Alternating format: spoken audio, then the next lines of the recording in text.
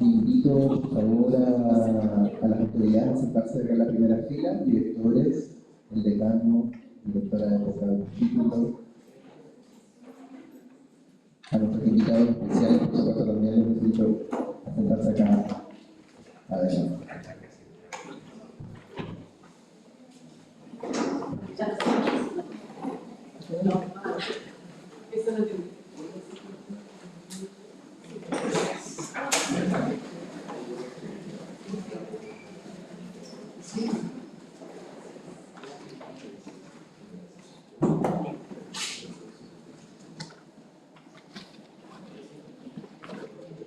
Bueno, quiero dar la bienvenida a todas y todos. Les pido por favor un minuto de silencio para comenzar este conversatorio que hemos titulado Aproximaciones conceptuales a la filosofía de la salud.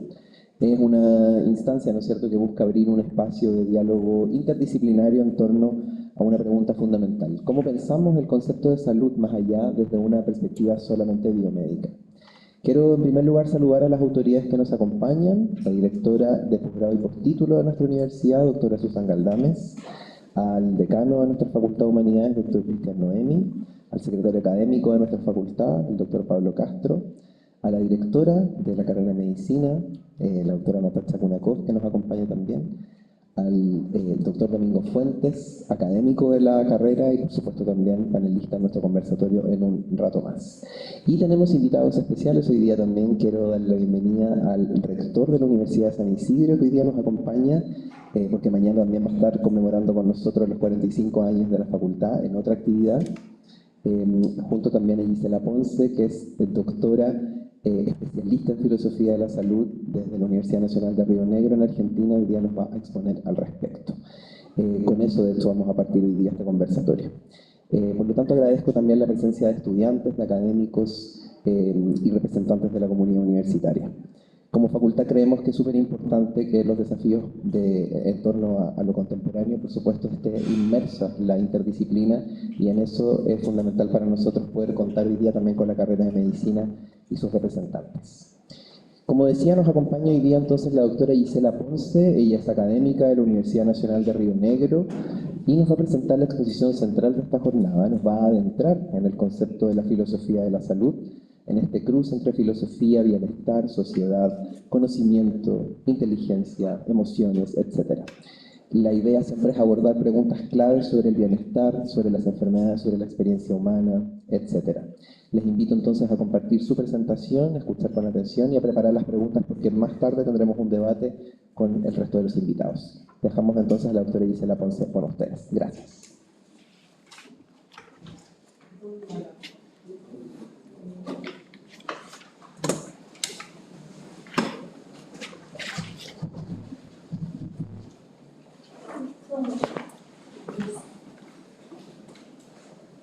No sé cómo voy a hacer para pasar.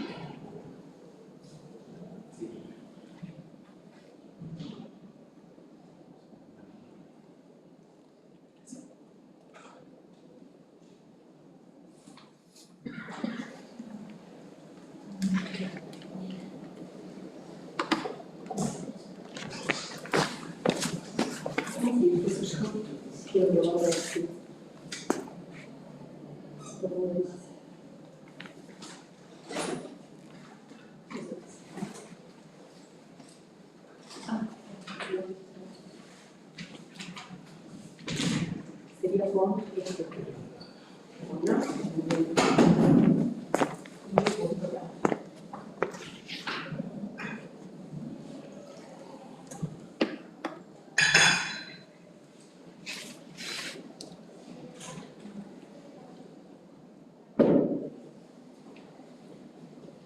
Bueno, creo que ahora sí estamos en condiciones de comenzar. Muy buenos días a todos y a todas los presentes. Es un honor estar aquí en la Universidad de La Serena, conmemorando junto a ustedes los 45 años de universidad. Les agradezco profundamente esta invitación y el interés que a menudo parece, y el interés por este tema, ¿no?, que a menudo parece distante de la práctica clínica cotidiana, como es la filosofía de la salud. Entonces, doble agradecimiento y quería preguntarles primero, ¿quiénes son aquí estudiantes de medicina? No les voy a hacer ninguna pregunta, no hay ninguno. ¿Y hay estudiantes al menos? También como para saber, ¿de qué carreras? Pedagogía, castellano y filosofía. Bien, por aquí. Pedagogía, castellano y filosofía. Pedagogía, bien. Por allá. Todos de pedagogía.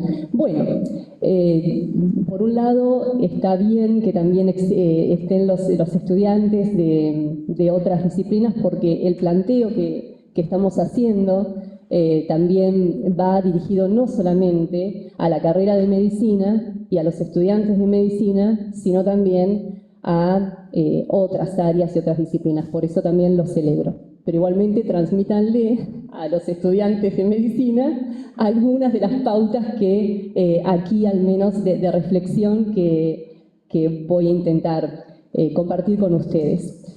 Como para saber también, ¿cuánto tiempo dispongo? Son 20. Bueno, voy a tratar de ser bastante rápida con esto. Es común pensar que mientras la medicina se ocupa de los cuerpos, la filosofía se ocupa de las ideas. Sin embargo, no hay acto más práctico ni más cotidiano que en el hospital que el ejercicio de la filosofía. Pensemos en un caso. Ahí está como el caso paciente A. Si un paciente tiene niveles de glucosa elevados, pero tiene una vida plena, se siente vital, se siente pleno, y otro tiene exámenes perfectos, ¿no?, de los mismos exámenes que se hicieron, que son perfectos, pero está sumido en una angustia profunda de su existencia todos los días, ¿no? Tiene eso, pero sus niveles de glucosa están muy bien. ¿Quién de los dos está realmente enfermo?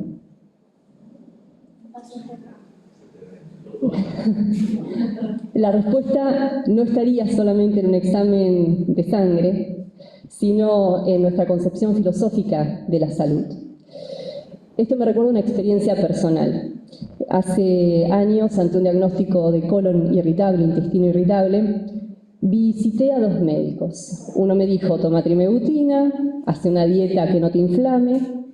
El otro me dijo, toma trimebutina, hace una dieta que no te inflame, pero acá viene otra prescripción. Haz alguna terapia en donde puedas escuchar tus relatos individuales y familiares. No lo dio como sugerencia, siguió con la lista. Este segundo profesional, me atrevo a decir, tenía una concepción mucho más amplia y profunda de lo que es la enfermedad y de lo que es la salud. Esta pequeña diferencia en una indicación médica abre las puertas a una indagación más profunda sobre el sentido de la medicina. Nos obliga a detenernos y a cuestionar. Estamos en el campo de la filosofía de la salud. ¿Y por qué traigo estos 2 ejemplos? Porque a veces pensamos que la filosofía de la salud, que también es necesaria, es pensar la medicina social, que es necesaria, pero que también las concepciones de salud y enfermedad que un profesional tiene en el encuentro, en un consultorio, también son muy importantes. Por eso es adrede esta concepción, si se quiere, individualista de estos casos. El encuentro médico-paciente en un consultorio, media hora. Se puede hacer la diferencia. Ahora, ¿qué es la filosofía de la salud? Vamos aquí. Esto es diagnóstico de colon irritable, ya está. Bien. Hace un par de años organizamos con unas jornadas que se llamó Hacia una filosofía de la salud, ¿dónde está la medicina? Fue junto con, allí con la Universidad de San Isidro. Lo que queríamos con esas jornadas eran dos cosas. Por un lado, pensar el alcance de la filosofía de la salud y por el otro lado, hacernos la pregunta, ¿dónde está la medicina? ¿Dónde está la medicina? Parece una pregunta obvia, ¿verdad? Y de entrada parece una pregunta obvia, pero preguntar por aquello que parece obvio es una de las actitudes filosóficas, ¿no? Porque cuando algo es obvio pareciera que ya no tiene más poder de cuestionar y de preguntar. Entonces, por eso ahí está la actitud filosófica volviendo a esa pregunta. Bien, esa pregunta filosófica sabe esperar y en esa búsqueda de la respuesta trata de clarificar conceptos, establecer relaciones divergentes, es decir, confronta posturas porque no da por supuesto nada. Lo que sí está claro es que la pregunta filosófica no nace de la nada. Si hacemos nuevamente esta pregunta es porque para activar otro sentido que no sea la visión se está oliendo un problema. Y por eso hemos vuelto a esta pregunta.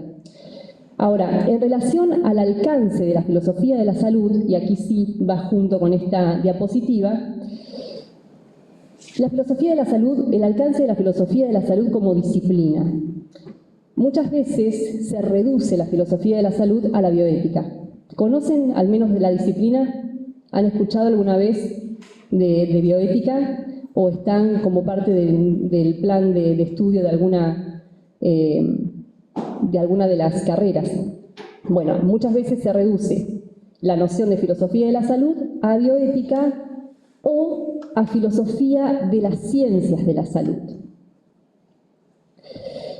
La bioética puede ser, como les decía, el área más conocida de la filosofía de la salud, pero su enfoque es desde los problemas éticos que surgen en la práctica clínica o los problemas éticos que surgen al investigar con seres humanos, ¿sí?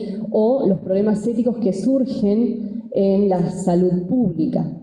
Todo eso sí está esta disciplina de bioética para identificar los problemas éticos que surgen. Pero la filosofía de la salud comprende no solamente el aspecto ético de la cuestión, también, que es muy necesario, sino también el aspecto ontológico, epistémico, político de la cuestión. Ahora, respecto a la denominación filosofía de las ciencias de la salud, acotaríamos, si solamente supeditamos la filosofía de la salud a filosofía de las ciencias de la salud, estamos acotando también el campo de estudio y de reflexión. Porque ahí, por supuesto que esa reflexión queda acotada a las denominadas ciencias de la salud y estaríamos sin querer dejando de problematizar otras áreas o profesiones que tendrían que ver con la salud, pero que no se encuadran en las denominadas ciencias de la salud. No obstante que los profesionales de la salud estén interesados por la filosofía de su propia ciencia, es destacable.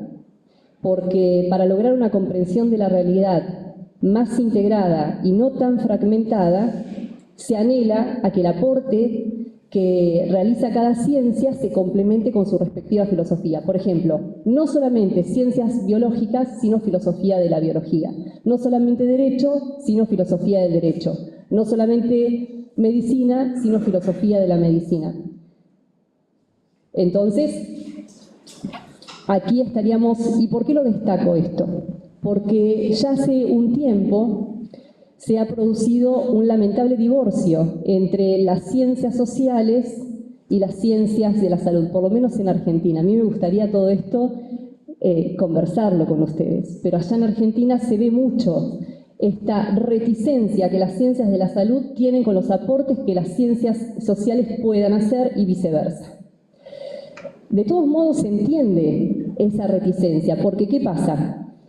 Las ciencias de la salud, mejor dicho, las ciencias sociales, se orientan a formular problemas, a problematizar a la realidad, o sea, tienen más tiempo. si se quiere.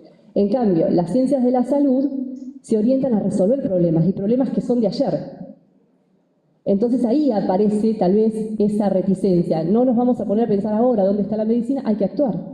Entonces se entiende también esa cuestión. Pero bueno, si se pudiera integrar que cada ciencia de la salud tenga su respectiva filosofía, se celebra. ¿Sí? Que sea un mismo profesional con estos conocimientos integrados.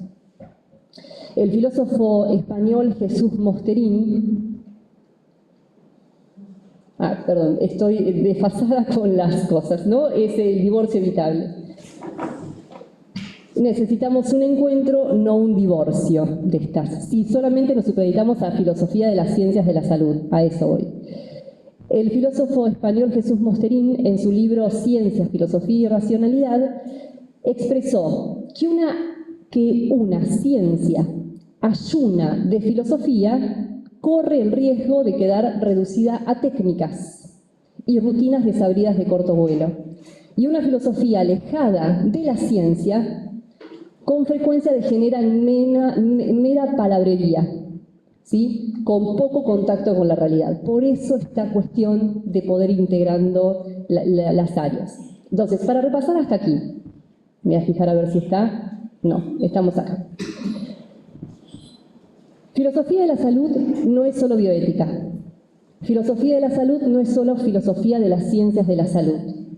También se puede hablar, y aquí la apuesta, de filosofía de los sistemas de salud. O sea, se puede hablar de la filosofía de la salud en sentido amplio.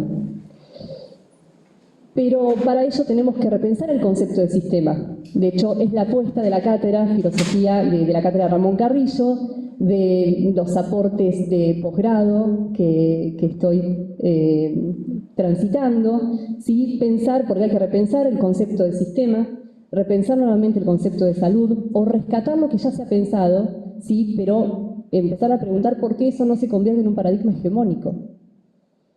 Entonces, el sistema, al menos como para adelantar, porque todos tenemos alguna asociación, me atrevo a decir, ¿no? Cuando hablamos de sistema de salud, estamos pensando en algo, lo estamos ubicando en algo. Bueno, al menos para decir brevemente, el sistema de salud no son solo las instituciones burocráticas, ¿sí? Clínicas, seguros, sino también son todos los espacios sociales y territorios donde se cuida la vida.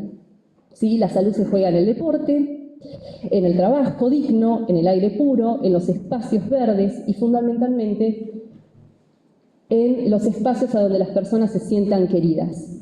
No asociemos solamente a la familia con esto, que se sientan reconocidas.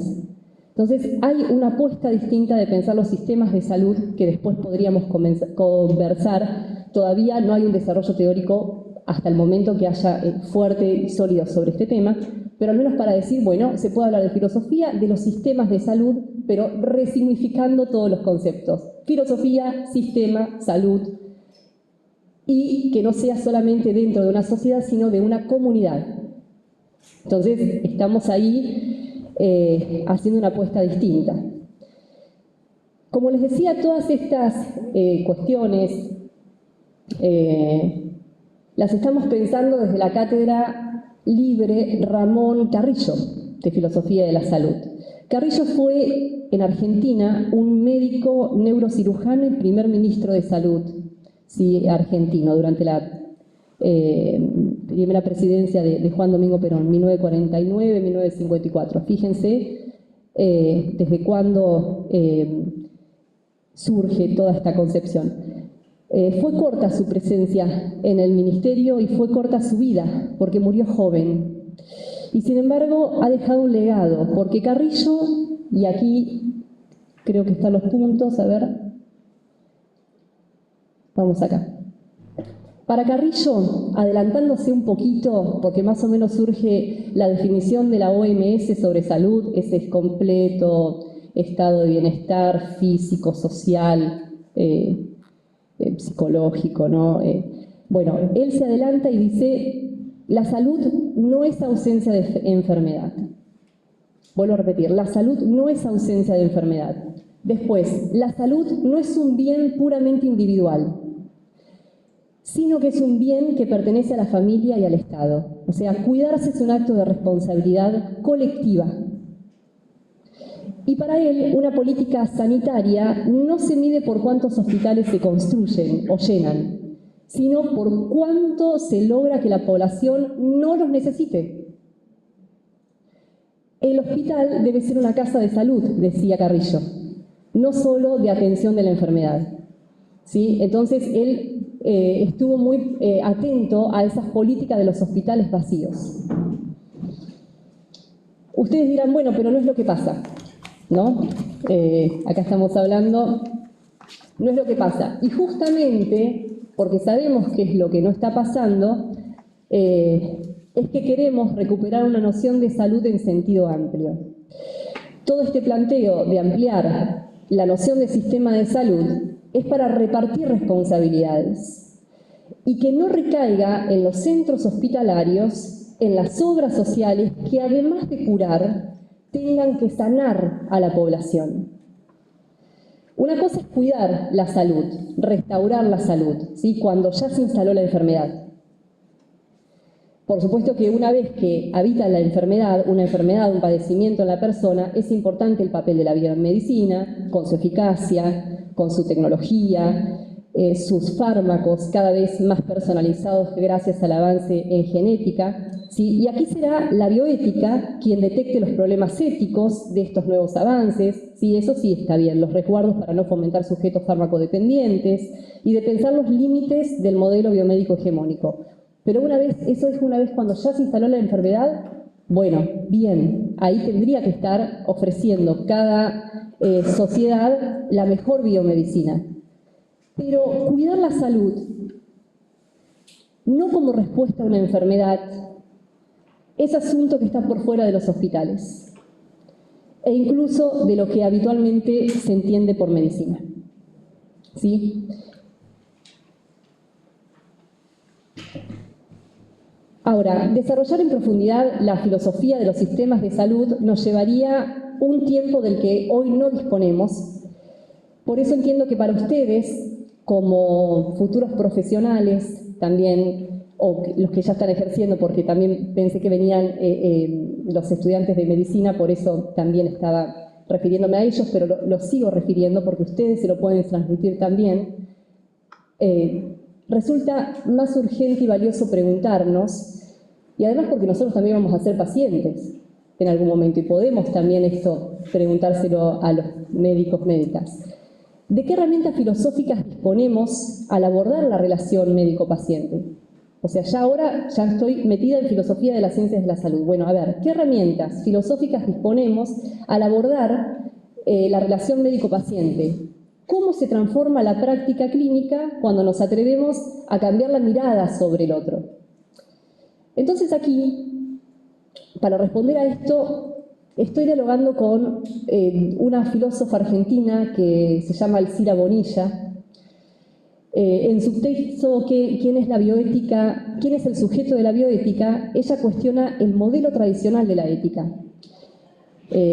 Porque el modelo tradicional de la ética suele imaginar al sujeto como un ser perfecto, racional, absolutamente autónomo y no vulnerable, como que ese es el ideal del que se parte.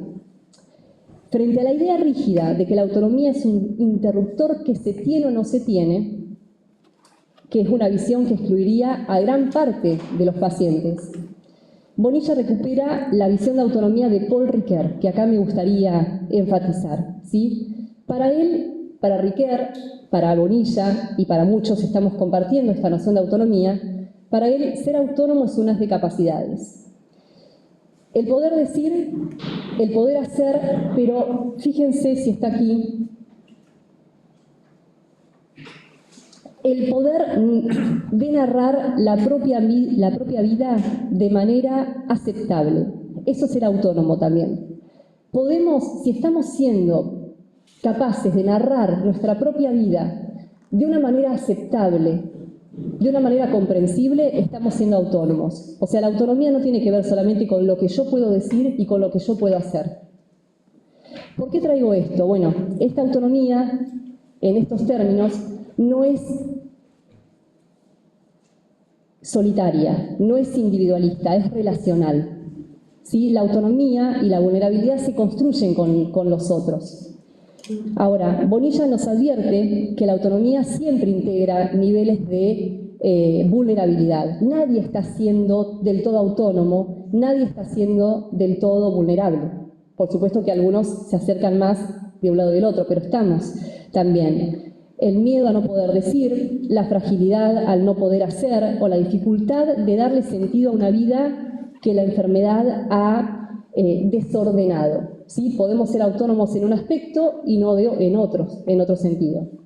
Entonces, vamos acá. Dije herramientas filosóficas para el encuentro médico-médica-paciente o profesionales de la salud-paciente. Bueno, en el sujeto enfermo, podemos discutir incluso ese concepto, pero vamos ahí para que se entienda.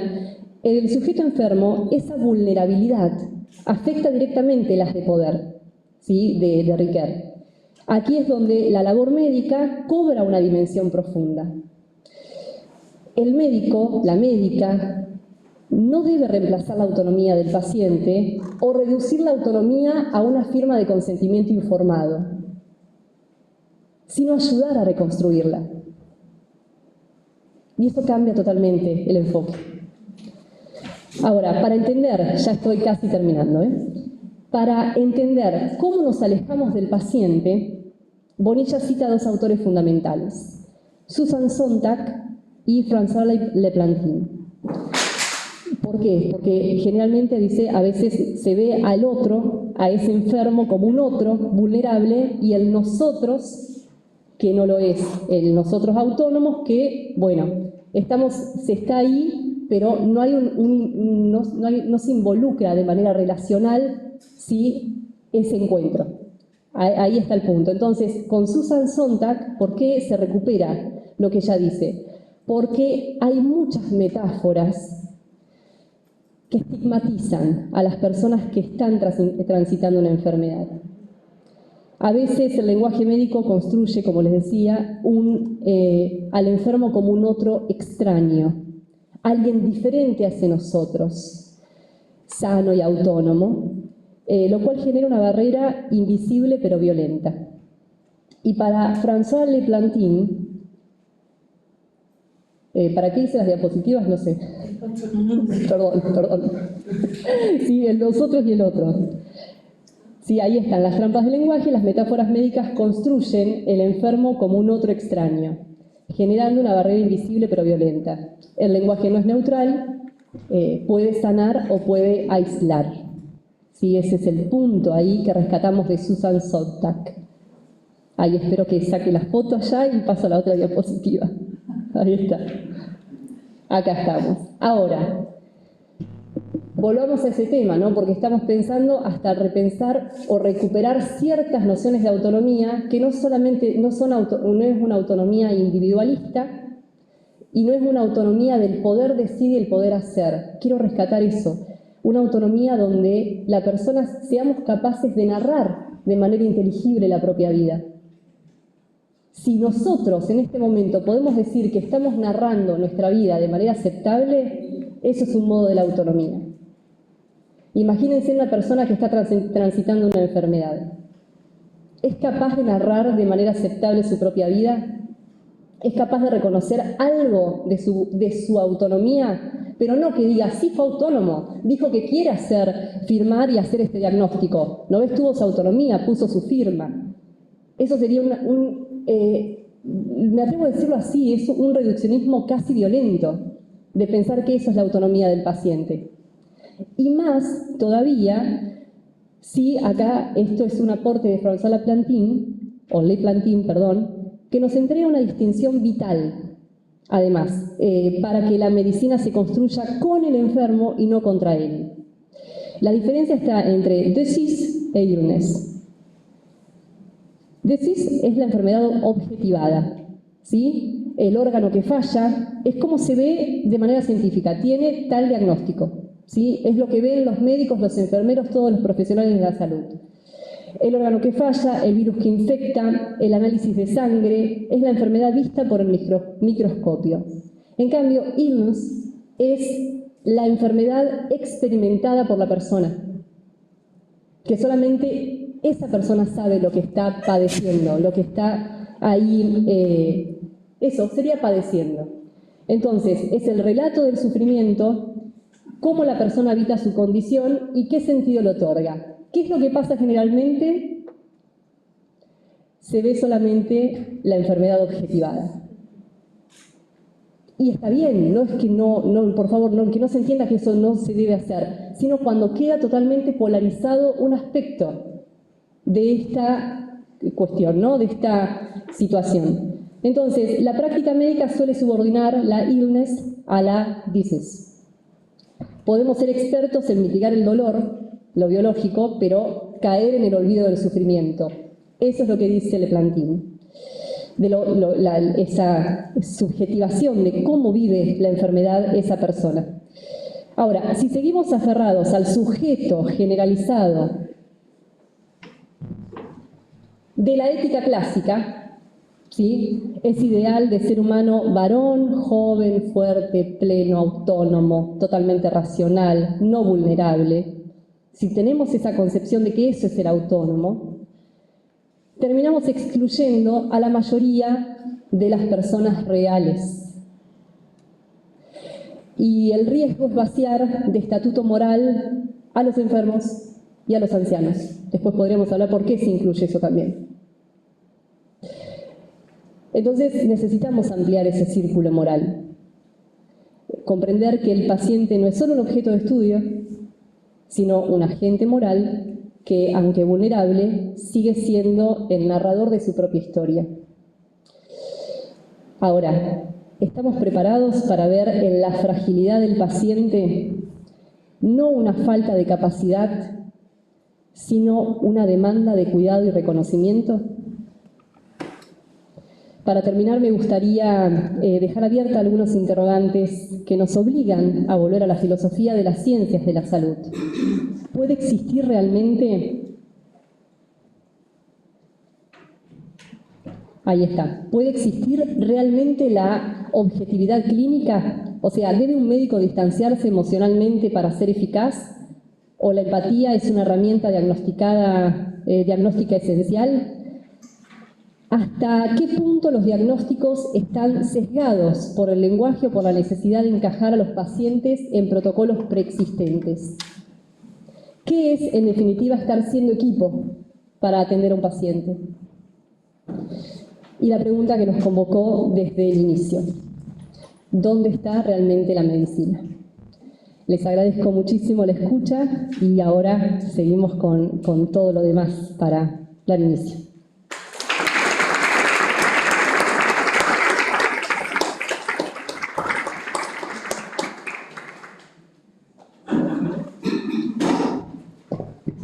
Muchas gracias a la doctora Gisela Ponce por estas reflexiones tan importantes. La verdad es que quedamos con muchas dudas y sobre todo con muchas ganas de conversar, yo creo, porque son experiencias muy personales también. Hay mucha subjetividad dentro de la propia experiencia en torno a la medicina o cómo uno se enfrenta a su propia salud. Por lo tanto, creo que es súper importante abrir el debate. Bueno, para abrir el debate, precisamente, vamos a invitar a la doctora Gisela Ponce que tome espacio acá en la mesa, porque es una también de nuestros panelistas, y quiero presentar a los otros tres invitados que nos van a acompañar hoy día, que forman parte de nuestra universidad. Y en primer lugar, la doctora Susana Galdames, psicóloga y directora de posgrado y postítulos, que también es especialista en temas de psicología de la salud, así que la vamos a invitar a tomar asiento. Al doctor Tuyen Nguyen, lo dije bien, ¿cierto? Tuyen, sí. Es doctor en filosofía, es académico del Departamento de Educación. Llegó hace poco a nuestra universidad también, así que de seguro trae ideas bastante frescas en relación al tema. Y el doctor Domingo Fuentes, académico del Departamento de Medicina, es exdirector del CDT de La Serena también, sí, lo leí ahí, por ahí. Una persona con bastante trayectoria y experiencia para poder debatir hoy día en torno a este tema. Por supuesto, van a haber preguntas. Yo les envié las preguntas previamente igual. Si es que, bueno, no las recibieron, tampoco son preguntas tan profundas, así que no se preocupen. Son preguntas que básicamente nos van a permitir seguir debatiendo sobre temas que están asociados a lo que expuso Gisela y también sobre sus propias experiencias profesionales y personales también. En primer lugar, me gustaría partir con una pregunta que la voy a dejar abierta. Quizás podrías partir, Gisela, respondiéndola en base también a la presentación para tomarnos un poco de ello y luego invito al resto de los invitados a sumarse a la respuesta. La primera pregunta tiene que ver con lo conceptual de hoy, desde sus respectivas disciplinas. ¿Cómo entienden el concepto de salud? Eso es una pregunta, y quizás para unirla un poco a esta primera pregunta, ¿qué elementos creen, a partir también de sus respectivas disciplinas, que quedan fuera cuando la salud se aborda solo desde una perspectiva biomédica? Esa es la primera pregunta.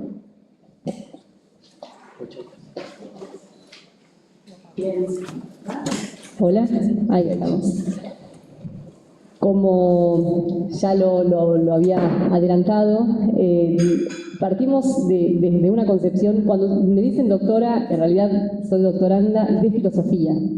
Sí, eso significa que mi área no es, mi formación de grado no es la medicina, sino las humanidades, y entonces esa reflexión filosófica que tanto me acompaña, y por supuesto que la ciencia, si se quiere, que más me interesó para hacer una reflexión filosófica son las ciencias de la salud, ¿no? Porque eso también, pensando de que hacer filosofía, ¿de qué se hace filosofía?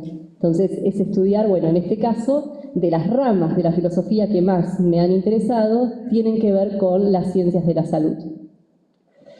Ahí, incluso cuando se empieza a estudiar, y por supuesto la especialización en bioética, también que me dio las puertas también para empezar a abordar de algún modo los problemas que surgen, los problemas éticos. Es decir, la pregunta es, ¿qué aporte quería hacer yo a la ciencia de la salud sin ser médica?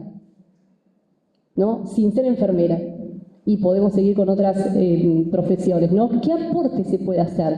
Ahí empecé a darme cuenta también de esa disociación que están entre las ciencias sociales, entre las ciencias de la salud, o esa reticencia que hay, o a veces se supedita solamente a pensar en términos de bioética, es decir, hay que pensar los problemas éticos de algo de la enfermedad o o de las investigaciones que se dan en salud. Después descubro, en esta trayectoria, todo el marco teórico de la salud colectiva. No sé aquí cuánto hay de trayectoria, aunque sé que hay algunos profesionales que están haciendo aportes ya clásicos a este tema de pensar la salud colectiva, por supuesto, haciendo una diferencia o una crítica a esa concepción de salud totalmente individualista, meritocrática, pero también me daba cuenta que se seguía pensando que el foco es restaurar la enfermedad. O sea, ¿cómo se restaura? Perdón, no, la enfermedad no. Restaurar la salud a partir de la enfermedad. Serían profesionales muy... y claro, cuando descubrimos, hablamos en plural, claro, la OMS ya parte de esta concepción de la cual también asumo. ¿Qué es esto de pensar la salud como que no es ausencia de enfermedad? Por eso también esto, cuando empezamos a pensar en términos de qué es estar enfermo y qué es tener salud. Entonces, por supuesto que la OMS ya hace un tiempo que viene dando una definición muy interesante de la salud, pero en lo que son cómo se juegan los pingos en la cancha, perdón, no sé qué sentirán ustedes cuando digo eso, es volver enseguida a la preocupación de que hay que restaurar, hay que curar, ¿no? Y se quedan por fuera varias áreas que, una vez más, los médicos y los profesionales de la salud no tendrían por qué hacerse cargo de sanar a la población. Sí curar, sí ayudar a restaurar una vez que ya la enfermedad está. Entonces, ahí está el punto de que a veces empezamos a sentir que la salud es el deporte. Hablábamos con Enrique. Bueno, no siempre. El deporte, visto en términos competitivos, rompe a la persona. Mueren gente joven. Entonces, no es solamente que hacer deportes de salud. Comer de manera saludable. Bueno, hay que ver qué sería comer de manera saludable. Porque si comes de manera así, comes lechuga, comes tomate, comes con pocas grasas y todo, que eso también es muy importante, pero vivís angustiado porque no ves a tu hijo, porque no tenés relación con un entorno social que te sientas querido, eso también cuenta, ¿no? Entonces estamos también definiendo ahí otra manera de ver la salud, como les decía, para repartir responsabilidades. Y una vez más, la salud no es solo ausencia de enfermedad. Muchas gracias. No sé si alguien quiere responder para partir. Muchas gracias. Hola, ¿sí? ¿Sí? ¿Se escucha bien? Sí. Bueno, el tema en sí, ¿cierto?, convoca una serie de reflexiones, ¿cierto? Y estaba pensando cómo poder escoger cuál punto tocar, digamos, en este breve tiempo que tenemos. Y más que nada, en la trayectoria que tengo como psicóloga, básicamente durante el doctorado hice un abordaje que se puede llamar, ¿cierto?, desde la psicología de la salud, acercándome al ámbito biomédico, y siempre a lo largo de mi trayectoria he tenido ciertos acercamientos también. Y yo creo que uno de los puntos que quisiera tocar es el desafío que le planteo a las humanidades, de poder entrar al diálogo con el mundo biomédico. En mi experiencia siempre he encontrado una tremenda buena recepción. Yo hice mi tesis en un concepto que es feo, digamos, de decir, pero es adherencia al tratamiento en personas hipertensas descompensadas en un consultorio de salud primaria, digamos, en Santiago, en una población vulnerable. Y ahí me convertí en la psicóloga de la presión. Entonces, había un cartel en el consultorio que decía: hoy, el viernes, atiende psicóloga de la presión. Y cuando leí eso me di cuenta que ya había ingresado al mundo de esos pacientes, ¿no? Que todo el tratamiento que tenían para los que son hipertensos, van a entender, sabían que tenían que comer, pero no sabían cómo llevar eso a su vida, ¿ya? Cómo ir haciendo los ajustes de estilo de vida que le indicaban los médicos, la enfermera los retaba, ¿cierto? Y la nutricionista le daba una pauta de cuánto tenía que comer. Y la persona se iba con eso en el bolsillo y nadie le ayudaba a llevarlo a su vida. Por lo tanto, encontraron muy beneficioso esto de tener una psicóloga de la presión, ¿cierto? Yo creo que en los distintos momentos que me he enfrentado, primero hay que entender el lenguaje de lo biomédico y luego poder enseñarles cuál es el aporte que en mi caso la psicología, ¿cierto?, tiene. Yo creo que las distintas humanidades tienen mucho que aportar. ¿Y por qué no partir nosotros si nosotros somos los más expertos en lenguaje? Ofrecerle al médico, yo diría como una metáfora más actual, ¿cierto?, de tener una cámara que le permita ver al paciente en una dimensión que es la más física, ¿cierto? Las humanidades le ofrecen una cámara 360, ¿cierto?, que cuando se conecta, ¿cierto?, le permite ver otros aspectos de la circunstancia de ese paciente y por lo tanto acceder a otras vías, ¿cierto?, de cómo relacionar. Es un desafío grande en el que tenemos que ir desarrollando conversaciones, ¿cierto?, compartiendo porque yo creo que, o en mi experiencia, la salud es de esos conceptos tramposos, que parece que estuviéramos hablando de lo mismo, pero la verdad es que no, ¿cierto? Uno de mis trabajos por ahí lo hice, el concepto de salud en jóvenes profesionales, digamos, que estaban recién egresados, porque me interesa, ¿cierto?, el estilo de vida de los estudiantes en salud. Y ahí veía cómo coexisten en una misma persona distintas significaciones de lo que es salud. O sea, nos queda la idea asociada, ¿cierto?, esto de la ausencia de enfermedad, pero también tenemos mezclas de incluso lo que ha aportado el último tiempo, que es sabernos bien, ¿cierto? Salir en las redes sociales, ¿cierto? Como hoy día me siento estupendo y ¿cierto? Con mi botella de agua voy a ir a correr. Entonces, hay aspectos del concepto de salud cuando nosotros en nuestra intimidad interior, ¿cierto? Pensamos salud, ya es un concepto que tiene muchas aristas, ¿cierto? Y en ese mismo trabajo llegué a algo que creo que es filosófico porque no soy muy experta, pero en que cada uno de nosotros a lo mejor tiene que ver con la autonomía, toma esa decisión de cuándo hacer algo motivado por nuestra salud. ¿Cuándo me voy a dejar de fumar? ¿Cuándo, cierto, rompo el equilibrio? ¿Cuándo me duele más de lo que yo considero normal? ¿Cuándo pido ayuda? ¿Cuándo hago el cambio de estilo de vida? ¿Por qué lo hago? ¿Cierto? Pero hay un punto ahí que es volitivo.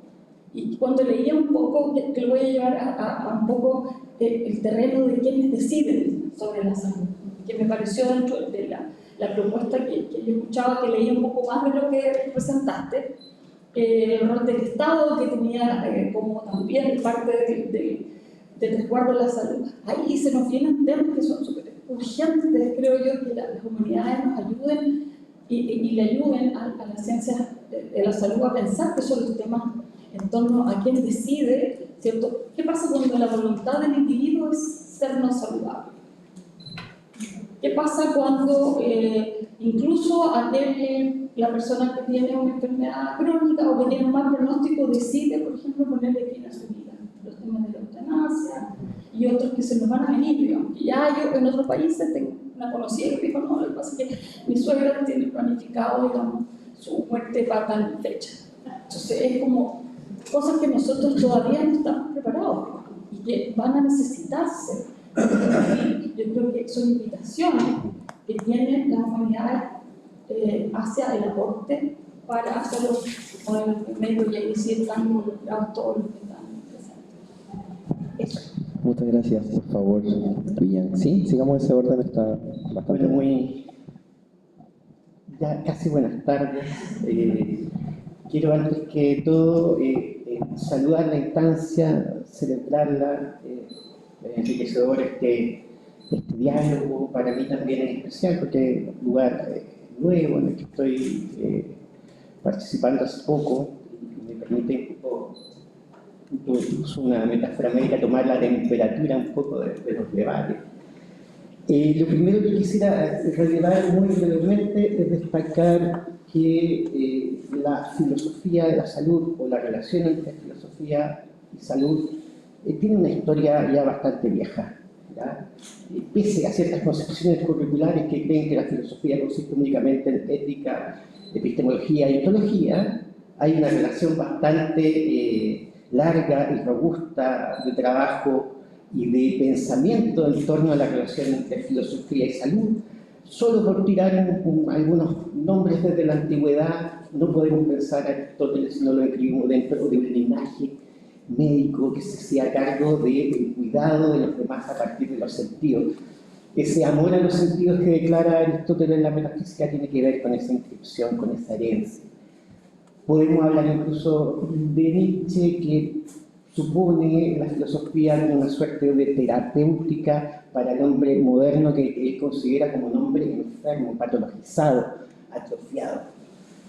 Pero si somos un poco más rigurosos y nos inscribimos más en la tradición filosófica en términos disciplinares, yo creo que es relevante destacar el trabajo de Georges Canguilhem, que además tuvo un alumno chileno que se llama Gabriel Sangüesa, que hace en 1943 una tesis formidable que es Lo normal y lo patológico, que fue un texto que marcó una generación de filósofos contemporáneos, entre ellos ni más ni menos Foucault, a quien le dirige la tesis, ¿ya? Y que establece algunas tesis que creo que todavía dialogan con lo que estamos un poco discutiendo aquí. Yo solamente para intentar responder un poco a las preguntas, tengo dos ideas que creo que podrían quizá orientar la discusión.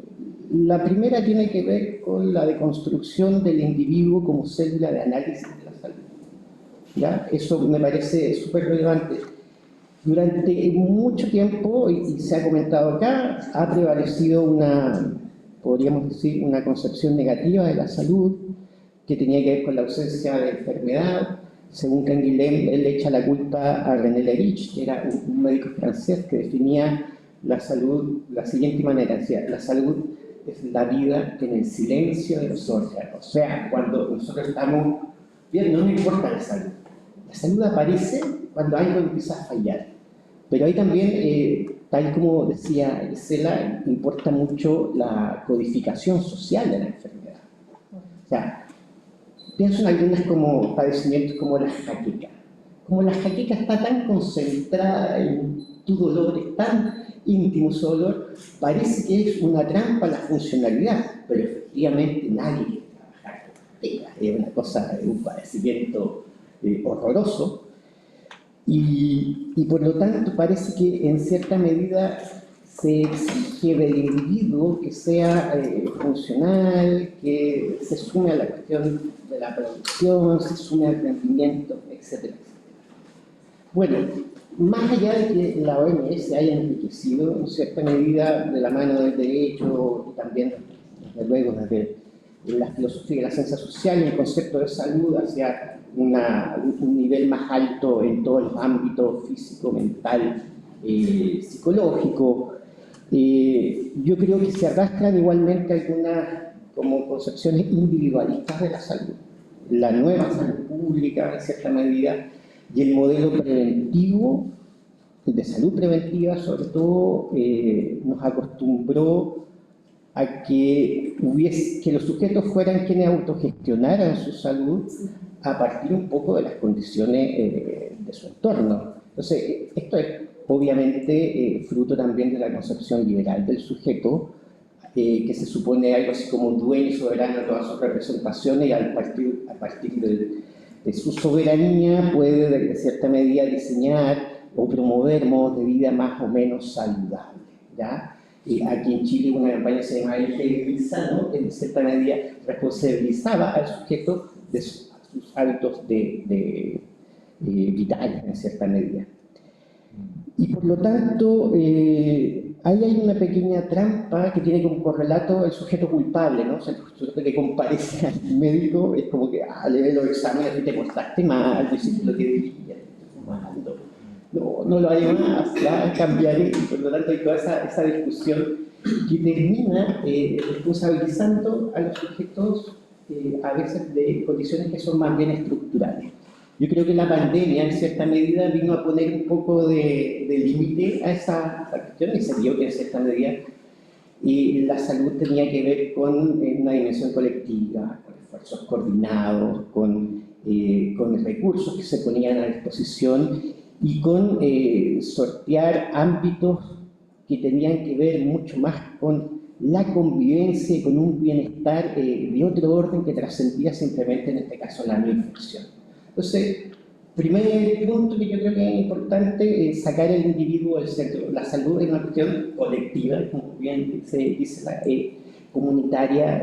Acabo de comentar a la profesora traerme un libro de Miguel Kotov, que es un oftalmólogo de la Universidad de Chile, bioeticista, escribió un libro que se llama Padeciente, que lo transformaron después en obra de teatro, sería bueno mirarlo, y que tiene acá recientemente publicado un libro que se llama La medicina como bien común. Habla que, bueno, en último término, la salud es parte de nuestros recursos culturales, ¿ya? Así como tenemos recursos naturales, también hay recursos que son del orden de la cultura y que por lo tanto no tienen que estar como restringidos por el derecho de propiedad. Y ahí, bueno, hay una discusión importante. Pero, como sea, esta dimensión de una salud más amplia empieza a invitar a otros personajes, a otros actores, y empieza a aparecer el medio ambiente, las condiciones laborales, la ética de la producción alimentaria, los espacios de esparcimiento, etcétera, etcétera. Y ahí sabemos que esto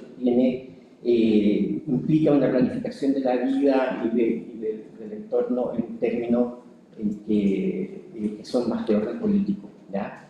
Pero que no por eso no dejan de ser urgentes y relevantes. Y la otra idea, que también la mencionó, por cierto, la profesora, tiene que ver con al menos la suspensión entonces de las experticias en los espacios de debate, ¿ya? O sea, lamentablemente la primacía de las disciplinas se nos ha enseñado que es el medio el que tiene que hablar del cuerpo, no sé, que es el matemático el que tiene que hablar de la matemática, etc. Pero, tal como decía también Susan, el concepto de salud es un concepto resbaloso y que requiere una dinámica permanente de diálogo, de participación, de observaciones, ni siquiera interdisciplinarias, sino que yo las llamaría abiertamente indisciplinadas, ¿ya? Es de la disciplina donde sale un poco la riqueza dinámica de los conceptos que en último término explican y el día a día y que son los que se concretizan y los que se materializan en los sufrimientos, padecimientos y también en el goce y el bienestar de las personas. Solamente una idea también para cerrar eso. Creo que hay una cierta idealización a veces de ciertas concepciones de la salud, la de la OMS sobre todo, en la medida que la salud se pone a prueba, ¿ya? En escenarios adversos. Hay un libro de Guillaume Leblanc, lectores de Canguilhem, que se llama Las enfermedades del hombre normal, y que tiene que ver justamente con esta idea de que si existe una salud completamente alejada o separada de la enfermedad, hay que tener cuidado porque la persona se enferma igual. Porque la salud tiene ese gesto de instaurar valores normativos, de ponerse a prueba. Y yo creo que en buena medida gran parte del deterioro mental y que repercute en el tejido social de nuestras sociedades ansiosas, sociedades que tienen miedo a los tiroteos, sociedades que se ven pesadas por el transporte público, tiene que ver también con un bienestar que no se ha valorado en términos vitales. Y bueno, es una discusión que yo creo que vamos a tener pendiente por mucho tiempo. Muchas gracias. Muchas gracias, William. Por favor, invitamos al doctor Domingo Fuentes a responder. Bueno, yo no estoy en el mundo de la filosofía, estoy en el mundo de la medicina. Entonces he escuchado cómo debiera ser la salud. Yo les voy a decir cómo funciona actualmente. Chile suscribe la definición de salud de la Organización Mundial de la Salud que se redactó en el año 1948, curiosamente muy cercana a la Declaración de los Derechos Humanos Universales. Y esto de que la salud no es solamente esa ausencia de enfermedad, sino que es bienestar total, psíquico, físico y social. Chile lo toma y lo tomó ya en la creación del Ministerio de Salud, digamos, del sistema de salud del año 52 y después en la gran reforma del 2005.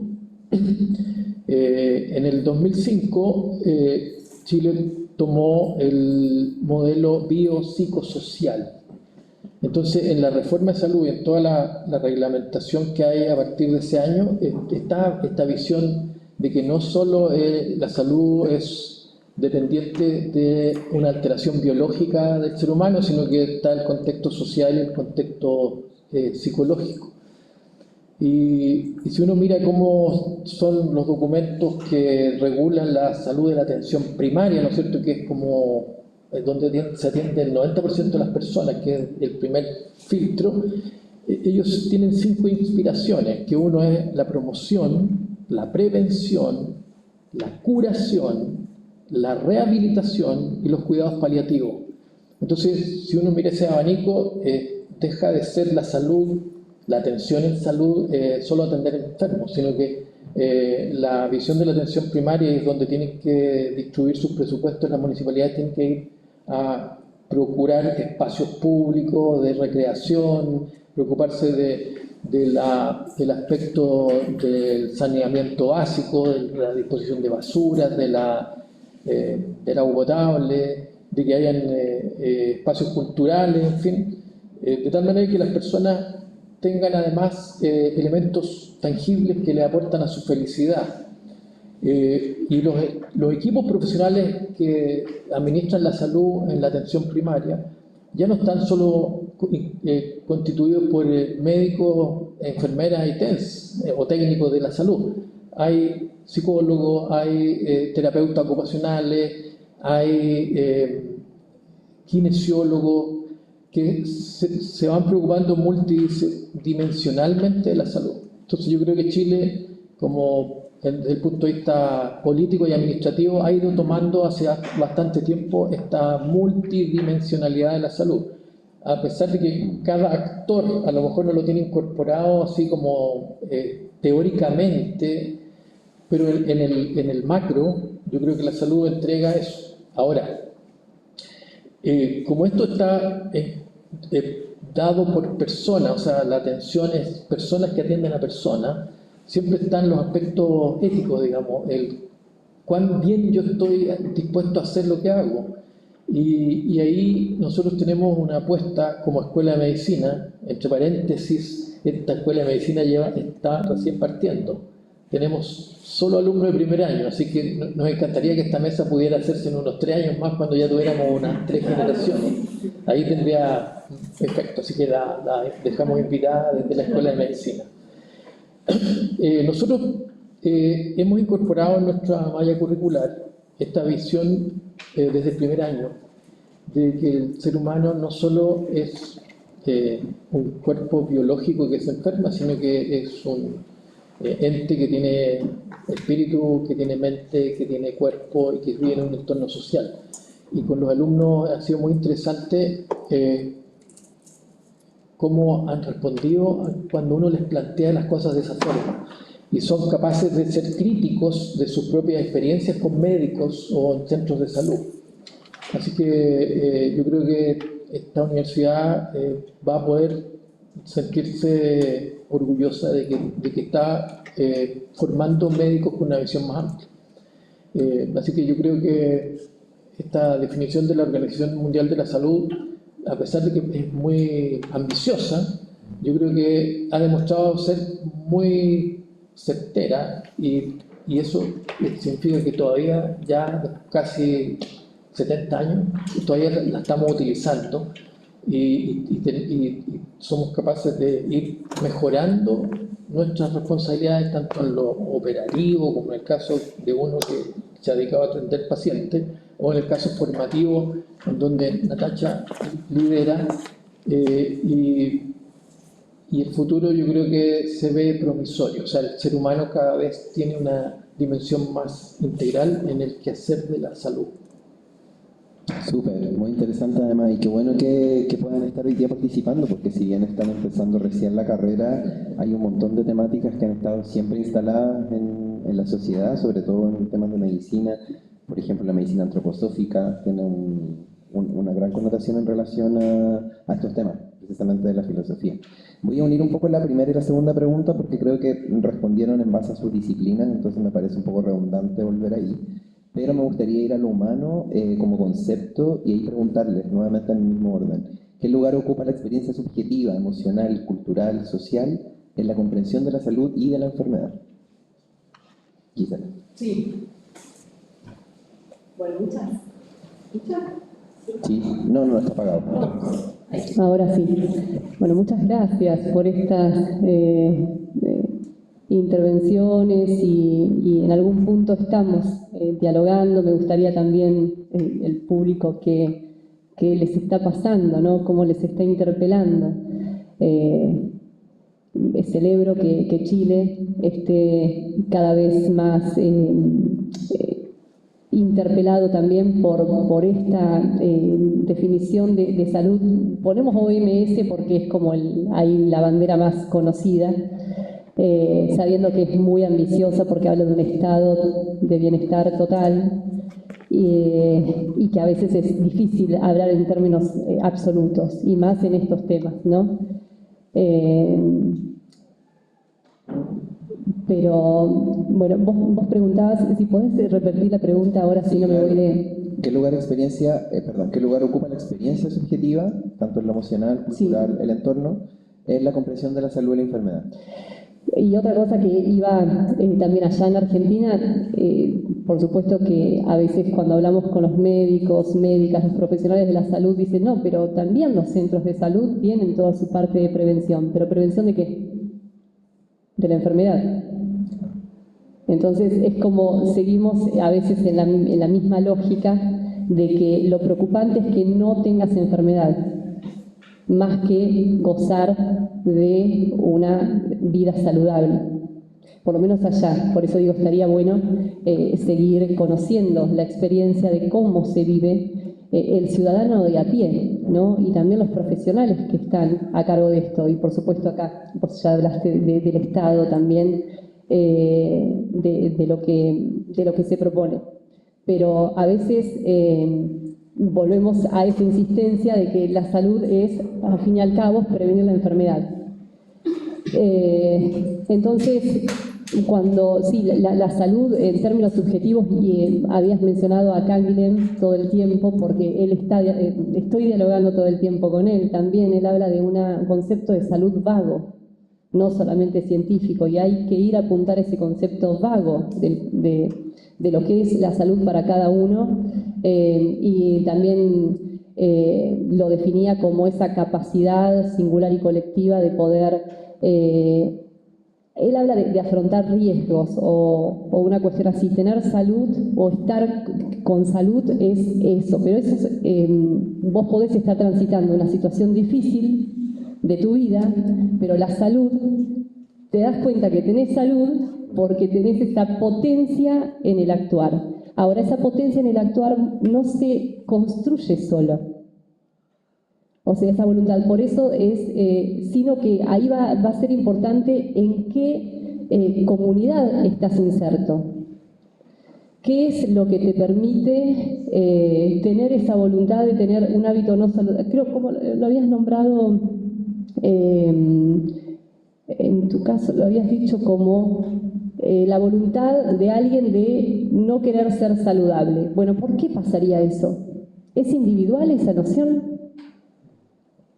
Es decir, ¿por qué estamos pensando en no querer, o la voluntad de no querer ser saludable, no tener, o tener más bien hábitos destructivos que no generen esa potencia de vivir, ¿no? Es esa cuestión.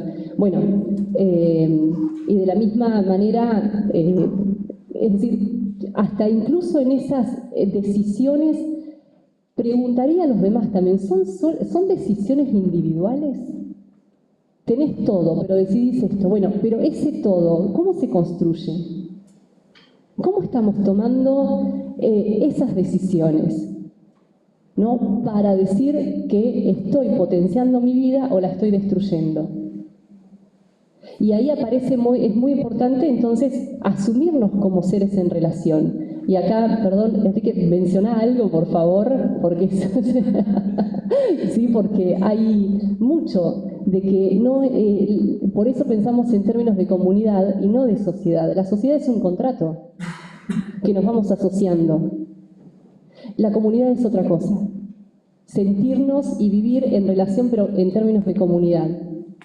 Entonces, si alguien está enfermo, si los hospitales colapsan, precisamente no será una cuestión individual de lo que pasó. ¿Qué está pasando con esa comunidad? ¿Sí? ¿Qué hace que estas personas no tengan ganas de vivir? Que se suiciden, que tengan ganas de seguir comiendo toda la comida que ofrece McDonald's y todo. Es decir, y acá es de mucha importancia pensar en esa noción de incluso qué es ser en relación, incluso en mi autonomía. Es una autonomía relacional. Lo dejo porque no pueden estar de acuerdo y estaría buenísimo que no estén de acuerdo, pero para seguir con el diálogo ya paso y no. Sí, vamos a tener un momento ahí para preguntarle también al público. Por lo mismo les pido ser súper escuetos en sus respuestas, como un poquito más breve, porque nos quedan varias preguntas todavía. Vale.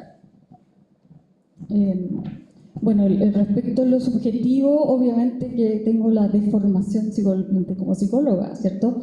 Para mí, en la primera, a ver, yo trabajé en un equipo que trabajaba, ¿cierto?, con áreas médicos, enfermeras, psicólogos, con distintas dimensiones de la salud, de la hipertensión, digamos, a nivel de su tratamiento en salud primaria.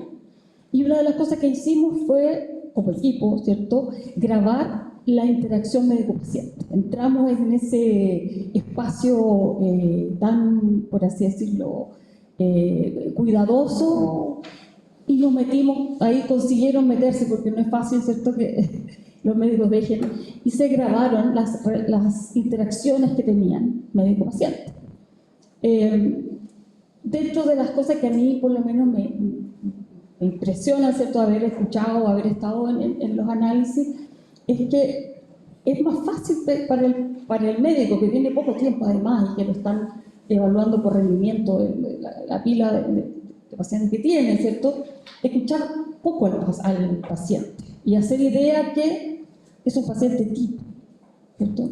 En todo tiempo parece que... Y lo asume como alguien que sabe menos que él. O sea, uno podría decir, sí, el rol de experto tiene que estar. Pero es impresionante cuando lo escuchan las personas que saben harto más de su salud que lo que uno a veces tiene tiempo. Primera cosa, entonces lo subjetivo no hay que tomarlo como tan rápido. Y también aprovecho de contestar un poquito, problematizar un poco al doctor Fuentes acá, que si ustedes ven, estamos formando, dice, ¿cierto?, médicos con compromiso, cosa que me ha pasado cuando yo he llegado a equipos de salud que están preocupados de lo psicológico y ven estas otras dimensiones, pero muchas veces no saben cómo actuar. Y ahí está la interdisciplina. ¿Ah? Teníamos particularmente un médico que de repente tenía una persona que se ponía a llorar, qué sé yo, que le develaba que estaba siendo maltratada, por ejemplo, en un consultorio. Y ese médico, que además tenía una historia también, parece, lo hacía sensible. ¿Qué hacía ese médico? Se nos paralizaba. Entonces, el añadir sensibilidad a los estudiantes, que vean las otras dimensiones, va a requerir un acompañamiento también. Darles herramientas para lidiar con aquello. No es fácil que si la persona, usted le pregunta genuinamente el médico a la señora, ¿cómo se siente? ¿Cómo se ha sentido? Hace esa conexión y la persona le dice algo que uno no quiere escuchar, el médico no se puede tapar los oídos. Tiene que lidiar con aquello. Entonces, lo subjetivo es algo que tiene que abordarse con la complejidad que eso amerita. Gracias, Susana. ¿Tú, Ian? Bueno, muy rápidamente quisiera complejizar aún más esta discusión en torno a lo subjetivo, porque también ocurre que los saberes en su formación arrastran ciertos, como podríamos decir, inercias, sobre todo inercias en los modos de relacionarse con los demás, ¿ya? Y hay que, yo creo que tener mucho cuidado de cuando lo médico se traslada a lo asistencial y cuando lo asistencial se traslada a lo moral también, ¿ya? Y en ese sentido uno podría pensar hasta qué punto no es más saludable quizás restringirnos a una esfera biomédica fisiológica, cuando se trata, por ejemplo, qué sé yo, de la salud mental de algunas personas, de enfrentar cuestiones problemáticas como las adicciones.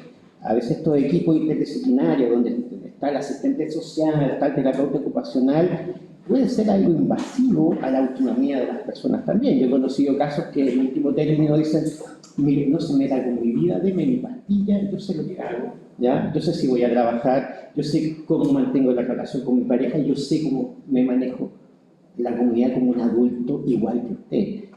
Hay temas que habría que en cierta medida seguir dialogando, seguir profundizando, pero es un riesgo permanente, el riesgo que además es un concepto que es muy propio un poco de este enfoque preventivo, que yo me atrevería a decir, bueno, con mucha cautela y prudencia, que es fruto de los avances tecnocientíficos aplicados a la medicina del siglo XX. O sea, hay que saber que hasta antes de la pandemia, por lo menos en el periodo, las 2 primeras décadas de este siglo, hubo una cierta estabilidad, al menos en el mundo más acomodado, occidental. Lo que vino a hacer un poco la pandemia fue a recordarnos que tenemos una tradición en la humanidad de peste, de mortandad. La mortandad infantil que había en Chile a principios del siglo XX, por ejemplo, es algo con lo cual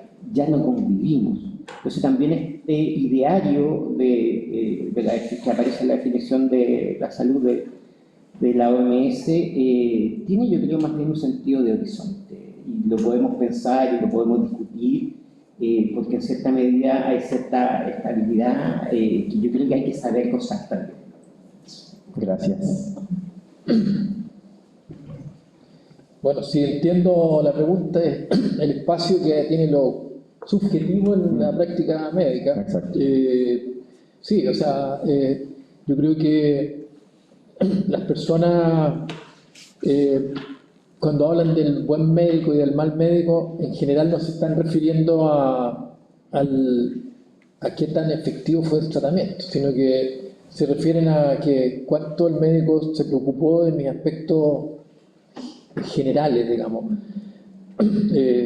Y yo creo que cada vez más en la salud, en la atención sanitaria se está teniendo en cuenta ese aspecto, digamos, y se trata de ser más integrador. De hecho, bueno, la medicina más cruda y biológica que se desentendió de esto fue en el siglo XIX, cuando se descubrieron las causas principales de las enfermedades, los microbios, por ejemplo, o se pudo ver al microscopio los tejidos. Entonces los médicos se engolosinaron con hacer diagnósticos y no les importaba quién era el dueño del diagnóstico. O sea, me importaba saber de qué se murió mi paciente, porque tampoco la terapéutica era muy eficiente. Pero afortunadamente en la escuela de Heidelberg en Alemania en los años 30 empezaron a surgir pensadores que dijeron la persona o sea, no es la enfermedad, es el enfermo lo importante. Y cuando se dijo eso, se declaró eso, se empezó a considerar la dimensión psicológica.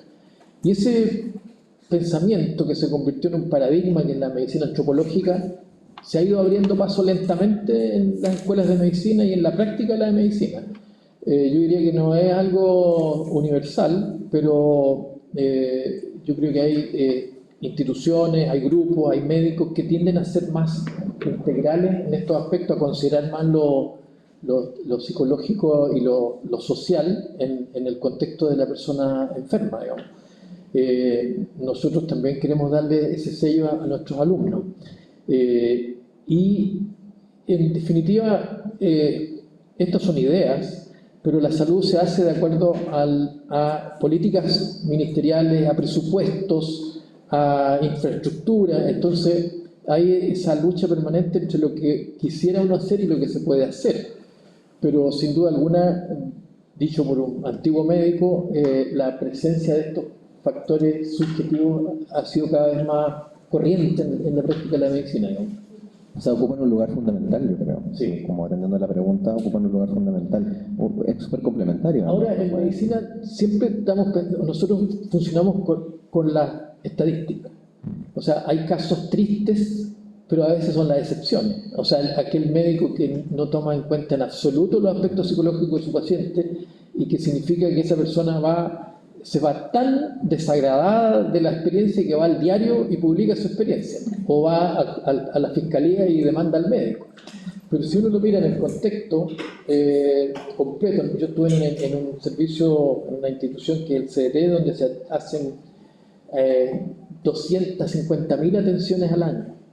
Entonces uno decía, bueno, de estas 250.000 atenciones, ¿cuántas personas se van realmente insatisfechas?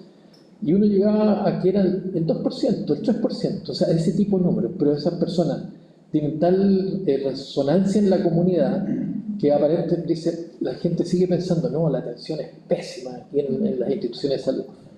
Pero nosotros sabemos, los que manejamos números, que gestionamos, sabemos que en realidad se ha avanzado mucho en hacer una atención donde se consideren los factores que tú mencionaste. Gracias, doctor. Voy a hacer 2 preguntas más, como para... Sí, por favor. Sí, deberíamos quizás hacer una última pregunta y ya abrir a... Sí, como solo para cerrar. Complementario. todos estos reclamos negativos son en el fondo los que más suenan, porque la gente no hace comentarios positivos. No, claro. Entonces, al final uno termina asumiendo que es negativo por unos comentarios que son una minoría. Que nadie aplaude buen trabajo. Sí, el que...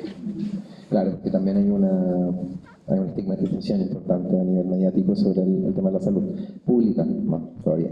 Bueno, sí, solo para cerrar, y de ahí abrimos que no quiero que quede esta idea porque en realidad es importante hablar de bienestar también. Es un concepto interesante, lo propusiste tú también, Gisela, un poco en toda la presentación. Si tuvieran que proponer una idea como para dejar de referirse a la salud solo desde una perspectiva, ¿cuál sería esa idea? Como para que fuera realmente amplio el concepto. Sería un bienestar. De nuevo. Perdón. Ahí. Un bienestar entendido en términos de relación. Entonces, sí o sí, en ese concepto de bienestar que estoy pensando es bienestar en relación con los otros. O sea, siempre acá la comunidad, cuando estoy pensando en la persona que está sintiendo bienestar, en su aspecto físico, de lazos sociales, emocional, psicológico, espiritual, es decir, que pueda sentirse con la potencia de vivir y enfrentar los riesgos que tiene los riesgos propios de su vida, pero que pueda tener esa potencia de poder enfrentarlos, de poder resolverlos. Creo que una persona que tiene bienestar, no lo voy a decir que es lo mismo que salud, igual, no sería sinónimo, sería para otros debates, ¿no? Pero que tenga esa capacidad y potencia de poder confrontar todos sus riesgos, pero siempre en relación con los demás. O sea, es como que ahí es importante la recuperación de la comunidad para ese bienestar. Perfecto, muchas gracias, Gisela. Susan, una idea clave. En mi caso, yo creo que lo definiría como una ecología humana saludable, echando mano a conceptos sistémicos que implican lo relacional, pero también lo ambiental y el ámbito, o sea, la dimensión política de las decisiones que pueden estar enfermando una sociedad. Vale, muchas gracias. ¿Tú ya? Yo creo que las compañeras lo han dicho todo, en cierta medida. Me sumo a este acento en lo ecológico, en el entorno con visión de futuro y en interrogar, examinar, y por qué no diagnosticar las condiciones estructurales que en cierta medida interfieren en los padecimientos de hoy y en los padecimientos de los que vienen. Me sumo a la corriente, al diálogo y al pensamiento. Cuando estamos hablando de algo para cerrar y algo articulador, yo estaba pensando en que esto de que la salud es de la comunidad, entre paréntesis, muchas de las enfermedades que nosotros tratamos están originadas solo porque vivimos en un ambiente civilizado. Y en el ambiente de los cazadores-recolectores no existían. Entonces eso nos hace también reflexionar en qué es lo que es bueno para el hombre, digamos. Pensando en comunidades, La Serena no es una comunidad muy grande, pero tiene perfiles, digamos, que son diferentes a las comunidades del sur de Chile, del norte, de más al norte o las de Argentina. Entonces yo creo que las ciencias sociales nos pueden ayudar a relevar cuáles son las fuentes del sufrimiento humano, cuáles son las necesidades de la comunidad, porque el chileno tiende a ser un poco pasivo en cuanto al sufrimiento. Nos han dicho que somos resilientes, que somos capaces de pararnos de la adversidad, pero yo creo que yo llevo 40 años de médico, he estado en distintas comunidades trabajando, y uno se da cuenta que las personas sufren y lo normalizan. y como sociedad también. Entonces yo creo que nuestro aliado podrían ser las ciencias sociales, la filosofía, conceptualizando el sufrimiento y las necesidades, dándole estructura, y eso comunicándolo, publicándolo. O sea, esta comunidad padece de tal mal, digamos, mal social, de tal manera que las autoridades puedan focalizar los recursos, se puedan hacer actividades que fomenten la salud o que nos permitan llegar más a tiempo a prevenir enfermedades, y a lo mejor sería eso un trabajo que nos integraría, digamos, y ahí la multidisciplina sería algo pragmático, no solo algo teórico, sino que podríamos nosotros estar dando respuesta como salud a esta información que se levantaría desde las ciencias sociales. Vale, muchas gracias. Me gustaría abrir entonces el debate al público. Me imagino que hay preguntas. Sí, Enrique. Muy brevemente. Primero, agradecer muchísimo, consultar. Veo que se está filmando. Sí, está absolutamente. Porque entonces, aprovechando el convenio que tenemos entre la Universidad de San Isidro y la Universidad de La Serena, sería bueno si pudiéramos nosotros también subirlo como un aporte de la cátedra Ramón Carrillo, porque realmente han sido, yo tengo el privilegio de escuchar seguido a Gise, pero cada vez que le escucho algo nuevo aprendo, algo visto, y cada una de sus 3 exposiciones es una riqueza enorme, realmente, y además estoy ya soñando con una publicación conjunta donde pedirles a cada una y cada uno de ustedes si pudiéramos volcar esto también por escrito, ¿no? Me parece que realmente la profundidad y el aporte de 3 espacios. Querido Tubilán, nosotros en la Universidad de San Isidro solemos criticar mucho el concepto de interdisciplina, multidisciplina, y basarnos en el de indisciplina. Si lo tenemos muy teorizado, aparte, en esto coincido plenamente. Quizás un temita sí que me resultaría interesante para profundizar en esto, es nosotros, y estoy seguro que la Universidad de La Serena no debe tener estadísticas muy distintas, el 35% de los chicos que entran al primer año padecen o de ansiedad, o de depresión, o de consumos problemáticos, de los cuales más de la mitad, es el 35%, padece de 2 de estas cuestiones al mismo tiempo. Lo cual no es grave si tenemos en cuenta que hace apenas 70, 80 años los chicos que entraban al primer año de la universidad eran capaces de matar a otro en Alemania o en Francia, de matar a otro nada más que porque hablaba un idioma distinto y se pasaban un montón de tiempo en la trinchera matando, pues estaban mucho más locos que eso que nosotros, digamos, ¿no? Pero dicho esto podemos abordarlo desde 2 perspectivas. Si creemos que el problema de la salud es el de estos chicos, vamos a hacer lo que dice Tuilán, diríamos, bueno, veamos cómo atendemos a cada uno de estos chicos. Entonces, el problema de la enfermedad. ¿Cómo atendemos la patología de estos pibes? Es el problema de la enfermedad. Si lo pensamos en términos de salud, tenemos que ver qué está pasando en la comunidad para que pase esto. No para que no pase esto, sino para que la comunidad viva mejor. Se entiende la diferencia, ¿no? Entonces, si nosotros pensamos en términos de comunidad sana, lo que tenemos que decir es, y en esto, nosotros como rector, y es el encuentro que tenemos con rectores de todas partes, y por eso me atrevo a decir que las estadísticas acá no tienen que ser muy distintas de las nuestras, la preocupación justamente es decir, bueno, estamos viendo que desde el psicoanálisis hasta las neurociencias, entre un psicoanalista y un neurocientífico jamás hablan. Los traemos en lugares y en momentos distintos para que no se peleen entre ellos, pero todos llegan a una conclusión. Hay problemas de relación del chico con gente de otras generaciones, de otras clases sociales, el problema del sesgo cognitivo, del encerrarse en las redes sociales, o sea, es un problema de la comunidad. Entonces lo que tenemos es, si pensamos en términos de salud, no como ausencia de enfermedad, sino como el completo bienestar, tenemos que pensar en la comunidad. Pero eso no nos exime de la responsabilidad de pensar también en términos de enfermedad. Entonces ahí sí tenemos que ver si convendrá o que sea la psicóloga sola o que sea el equipo interdisciplinario que a lo mejor es invasivo. Pues son 2 cosas distintas, complementarias, no separadas, pero como dirían en el concilio de Calcedonia, sin división y sin confusión. Tendríamos que trabajar con las 2 cosas a la vez. Pero básicamente lo que me interesaba era eso, dar la posibilidad de aprovechar el convenio entre nuestras 2 instituciones para potenciar este debate riquísimo, y gracias a los que se les ocurrió hacer este conversatorio. Genial. Genial, gracias Enrique. Fabián. Sí, bueno, muchas gracias. Está muy interesante el tema.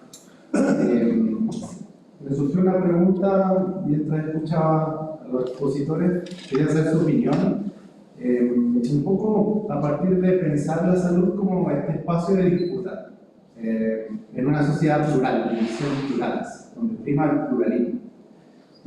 Y me parece interesante pensar la salud en esta suerte como de crisis de las instituciones y crisis de las autoridades de las instituciones. No sé cómo lo ven ustedes de su experiencia, el problema o las posibilidades que surgen a partir de esta decisión entre la autoridad tradicional, que era el médico en este caso, y hoy día entender la salud como un espacio de reafirmación de la autonomía individual, que fue algo que también apareció en la charla. Estoy pensando también en cómo esta definición de la ONU también, hoy por hoy, también puede ser puesta en tela de juicio desde una dimensión política, estoy pensando en estos grupos reaccionarios, anti-ONU, y cómo la salud también, de alguna forma, es ese espacio de construcción de un yo separado y que en el fondo reniega de estas directrices tradicionales en cuanto a autoridad. Estoy pensando también en el auge en las redes sociales de la medicina integrativa, en la espiritualidad también como un componente que en el fondo hablamos de lo mismo cuando hablamos de ese tema. Entonces, ante esta pluralidad como factor estructural, ¿cómo ustedes ven el problema de la autoridad en la salud? ¿Quién dice que es? Sí, por favor, problema de la autoridad en la salud. Voy a tratar de ser breve para darle espacio también, pero yo diría que Chile tiene la suerte que tiene un Ministerio de Salud que tiene organismos técnicos que trabajan independientes de los cambios de gobierno. Y por eso le decía la reforma de salud 2005, la reforma de salud ha ido avanzando y se ha ido implementando en todos sus aspectos y han pasado como 5 gobiernos entre medio, con distintos sellos políticos. En relación a lo que tú planteas, yo diría que no sé, uno no ha sentido este conflicto en relación a la crisis de autoridad, porque si uno se plantea 25 años atrás, claro, no estaba el conflicto, digamos, y la salud se podía entregar. ¿Y qué es lo que ha ayudado a que esto no pase? A que los equipos de salud que dictan las políticas de salud van mucho más adelantados de lo que nosotros creemos. Y por ejemplo, hay una cosa esencial que se implementó, que fue el consentimiento informado. En las garantías de calidad del sistema GES, que contempla la mayor parte de la patología, tiene un sistema de acreditación. Y dentro de la acreditación, una de las características es que tiene que estar presente el consentimiento informado en casi todas las prestaciones de salud, que son, digamos, más relevantes, como intervenciones quirúrgicas, exámenes con cierto riesgo. Entonces, eso ha ido moldeando la forma de pensar de los profesionales y de los médicos, en el sentido de que yo creo que esto es lo mejor para ti, pero tú tienes que estar de acuerdo y me firmas si estás de acuerdo, o puede ser algo verbal también, de tal manera que inmediatamente se crea el espacio en que la persona puede no estar de acuerdo, y el que no esté de acuerdo tampoco es blanco o negro, porque eso me motiva a mí a que yo le dé información adicional. Así que el médico ese autoritario, paternalista, yo creo que está muy poco presente en este momento, y se respeta mucho la autonomía y se respetan las creencias, y de a poco se ha ido integrando la idea de que hay identidades, hay minorías que ven las cosas diferentes y que tienen que tener espacio, pero siempre uno se plantea en que mi responsabilidad es aportar. Yo soy prestador de salud, voy a hacer lo posible para convencerte que lo que la ciencia dice y que es mejor para ti, tú lo entiendas. Pero si finalmente no lo entiendes, vale la autonomía de la persona y al final el procedimiento no se hace ni el tratamiento tampoco. No sé si alguien más quiere responder. Sí, claro. La dimensión del poder es incómoda, por así decirlo, en general. Esa es mi observación, digamos, de lo que ocurre respecto a lo que tú estabas planteando. Si bien estoy de acuerdo que ya está como, ya hemos evolucionado un poco, los mismos médicos, ¿cierto? Saben que hay cosas que no deben decir, ¿cierto? Como antes uno recuerda, médico podía hacer unas observaciones que es cierto que, y podía dar consejos que la familia tenía que acatar, digamos. Creo que esa parte ya pasó. Sin embargo, han surgido, como nuestro país igual va más lento, digamos, que otros países desarrollados. Por ejemplo, estoy pensando en cuando surgieron las redes sociales y empezaron los WhatsApp o las redes de enfermos crónicos, por ejemplo, que se apoyan unos con otros, y cómo muchos médicos estaban reticentes a aquello, versus los otros que a lo mejor lo ven como un aporte, ¿cierto? Porque yo padezco enfermedades crónicas, entonces, por ejemplo, si tengo un síndrome XX, yo sé que ahí en las redes sociales entro a un grupo, qué sé yo, y hay una gente que me dice, me recomienda a un médico, procedimiento de salud, me dan el tiempo que muchas veces, o los consejos que no me está dando un profesional X, ¿cierto?, que me atiende. Pero eso también pone el tema del poder ahí, ¿dónde está, por así decirlo, como tú dices, la decisión que es del individuo? A lo mejor no estoy mirando en lo comunitario, pero siempre va a traer estas aristas que son tiene cosas a favor y cosas en contra, creo yo, ¿ya? Y que sí hay que considerarlas como en la dimensión del poder. Se ha estudiado en salud por mucho tiempo.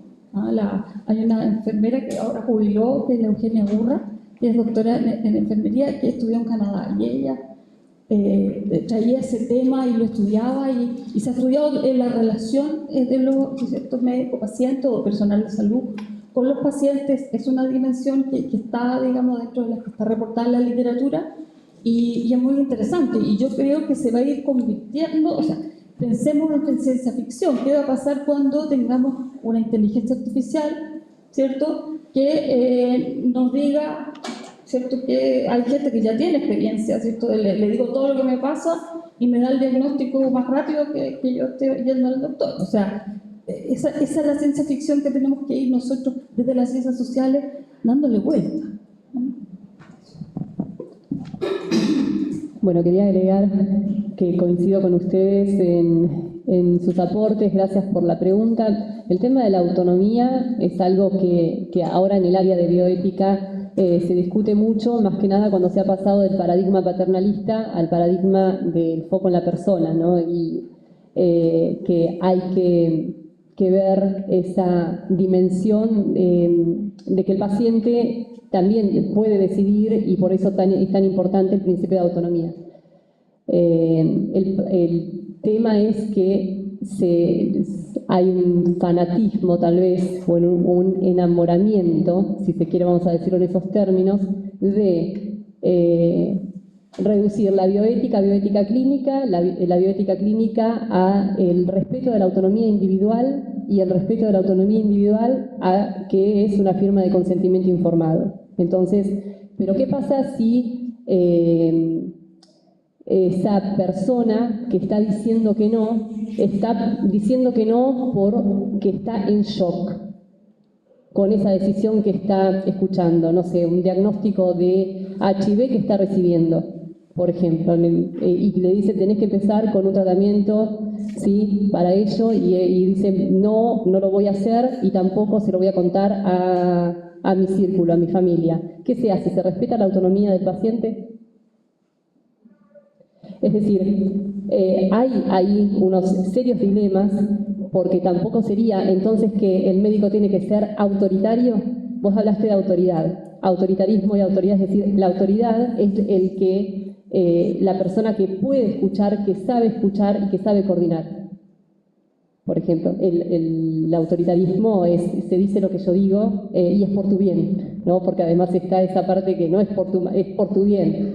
Entonces, ahí, eso en el ámbito ahí de relación médico-paciente, como los límites, la potencia del respeto a la autonomía por favor que eso se entienda, ¿sí? No es que estoy diciendo que no, pero también los límites cuando solamente la preocupación está en ese respeto de la autonomía individual y nos olvidamos de los otros principios que también son de justicia, y más en términos de justicia social y de bienestar, ¿sí? Y no maleficencia. Entonces, eso por un lado. Después, las políticas públicas, que aparecen también, vamos a decir, desde la autoridad, de que para que una población sea saludable, imagínense que digan, bueno, desde ahora en más, prohibición de comidas fast food.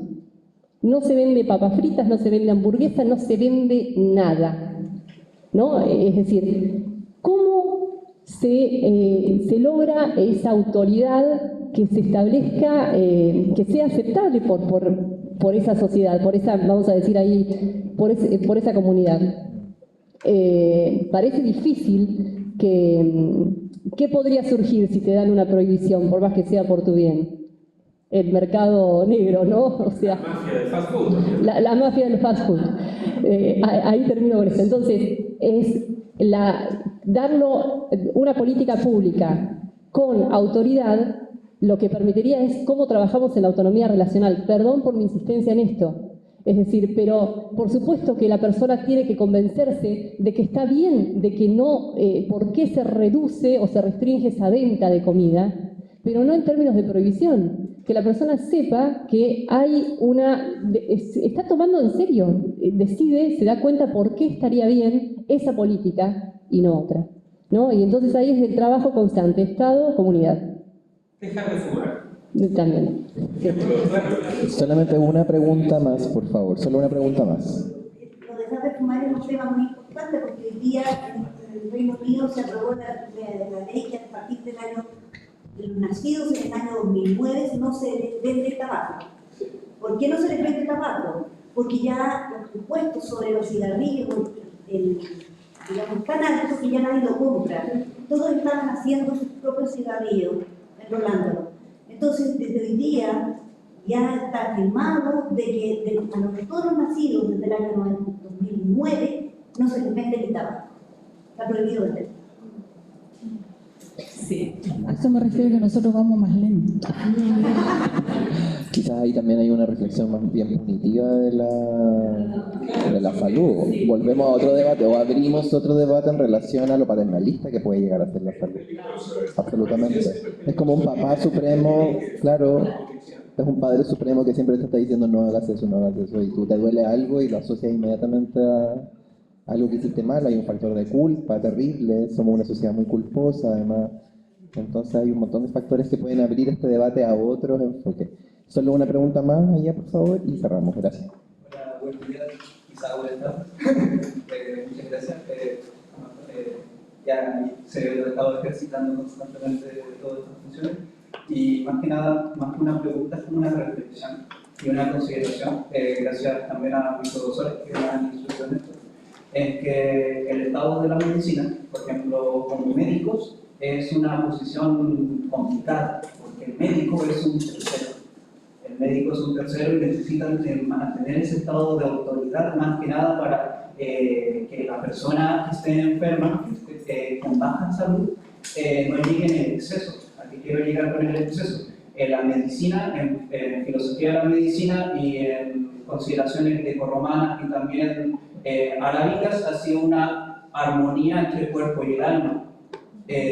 No quiere decir que una persona que esté enferma, no quiere decir, como ustedes han reiterado constantemente, que una persona enferma no sea saludable. Al contrario, esa persona necesita estar enferma para resolver y reconocer, tener una introspección de su yo interno. Porque sí, nosotros estamos en un mundo pluralista, como dice mi compañero de mesa. Pero ya en este recurso nosotros debemos manejar el individuo. Yo puedo estar completamente enfermo, puedo tener una lista completa de enfermedades, pero el médico me puede decir, tú tienes que hacer esto, tienes que hacer esto, tienes que hacer esto, pero ya en el momento interno, en el momento personal, yo quiero recuperarme, yo quiero, no sé, yo quiero dejar esta enfermedad. Yo me considero parte de esta enfermedad, pero esa enfermedad me está enseñando algo. Posteriormente está ese lado ya de la templanza, de la medición y también de la enseñanza, de manera interna, si yo creo que ya aprendí esta solución, la enfermedad me puede dejar, no del odio, sino del amor, como, gracias por haberme enseñado esto. Por ejemplo, yo tengo una simbología, yo tengo queratocono en el lado izquierdo y el lado derecho. El lado derecho yo ya no veo. Pero en este caso es como, yo estoy quedando ciego y realmente constantemente me estoy preguntando, ¿yo me quiero recuperar? ¿O realmente yo no estoy viendo en su totalidad algo? Yo en este preciso momento lo estoy dejando de manera simbólica, pero es eso. La medicina es no llegar al exceso y llegar a esa armonía cuerpo y alma, que tanto al mismo tiempo se ha divorciado, porque no sé, aquí tenemos un profesor, un doctor de filosofía, tenemos una experta en psicología, en filosofía y también de medicina en particular, pero sí, existe ese divorcio, pero siempre hay que mantener de que el cuerpo es una unidad, el cuerpo y alma. Muchas gracias. Un Sí, por favor. muy, quizás como sumándome al tono, más que el tema de la autoridad, yo creo que lo que quizás se vuelve apremiante hoy día es la pérdida de legitimidad, no solamente de la salud, sino de una serie de otras instituciones y promesas muy del siglo XX, que tiene que ver con la estrechez del futuro. O sea, ¿qué es lo que hace que una persona, en último término, prefiera seguir a un gurú de TikTok que efectivamente trabajar o cultivar un tema de hábitos saludables? Yo creo que tiene que ver con que incluso ciertos ideales que ha prometido el proyecto moderno, el proyecto en último término, hoy día ya no son completamente creíbles. O sea, voy a estar perfectamente sano para que me explote una vida completa, no sé si quiero estar sano para eso, bueno. Entonces ahí hay ciertas cosas que yo creo que las comunidades advierten, que los jóvenes advierten, pero yo creo que el remedio para todo eso es siempre más diálogo, no restringirlo. Y en ese sentido también creo, pensando epistemológicamente, que cuando la ciencia se le acusa, a mí me causa gracia que aquí como que mis estudiantes hablan de la palabra positivista casi como un insulto, así como eres positivista, así como se le acusa de grandes males a la ciencia, pero yo creo que el remedio para la ciencia es más ciencia, una ciencia abierta, dialógica, que pueda como dar cuenta de sus puntos ciegos. Si la universidad también como institución ha quedado como desfavorecida frente a otra instancia formativa, insisto, no sé, aplicaciones, dietas promovidas a través de canales de YouTube, es porque en cierta medida le ha restado espacio, yo creo, al diálogo. Yo creo que recuperar esa tarea de compartir, de decirse ideas, y que eso repercuta también en una cierta humildad epistemológica, porque hay que confesarlo. Lo que nos dice la ciencia cambia con el tiempo. Yo soy del tiempo que a nosotros nos educaban con que había que comer con 4 grupos de alimentos que tenían que ser complementarios, etc. Me intoxicaron con leche toda mi niñez.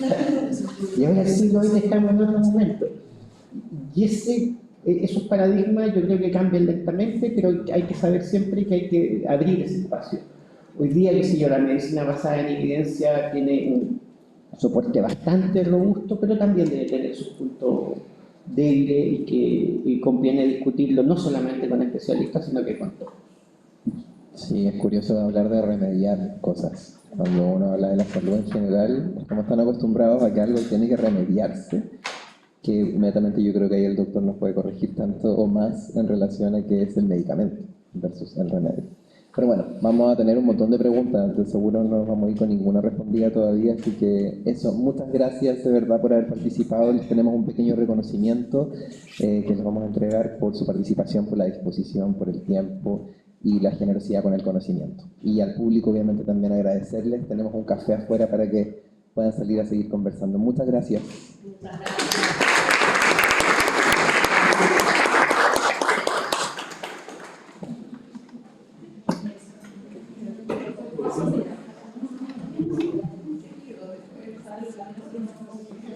¿Y ves? Ya, gracias.